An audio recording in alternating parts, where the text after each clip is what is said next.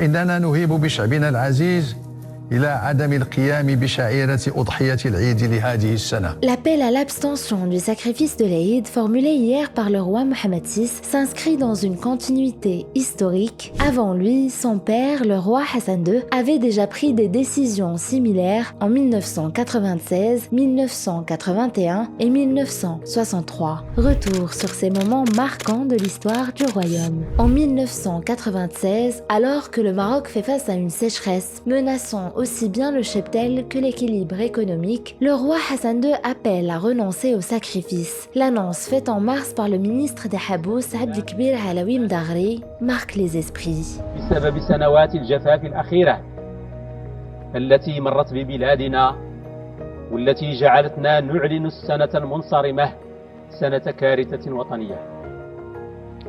ومعلوم أن ذبح الأضحية إذا كان سنة مؤكدة فإن إقامتها في هذه الظروف الصعبة لمن شأنه أن يتسبب في ضرر محقق بسبب ما سينال الماشية من إتلاف وما سيطرأ على أسعارها من ارتفاع يضر بالغالبية العظمى من أبناء شعبنا لا سيما ذوي الدخل المحدود منه.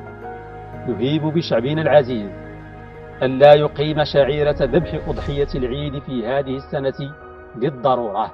15 ans plus tôt, en 1981, le contexte est tout aussi difficile. Le pays traverse une crise économique sévère, aggravée par une sécheresse qui décime le bétail. Une nouvelle fois, Hassan II prend la parole et demande aux Marocains de s'abstenir, une décision qui cette fois divise. Et 18 ans plus tôt, en 1963, au lendemain de la guerre des Sables, le Maroc, tout comme son voisin, sort affaibli du conflit et les ressources sont limitées. Le jeune roi Hassan II tranche, il n'y aura pas de sacrifice cette année-là, une décision qui, dans ce climat de tension, semblait inévitable.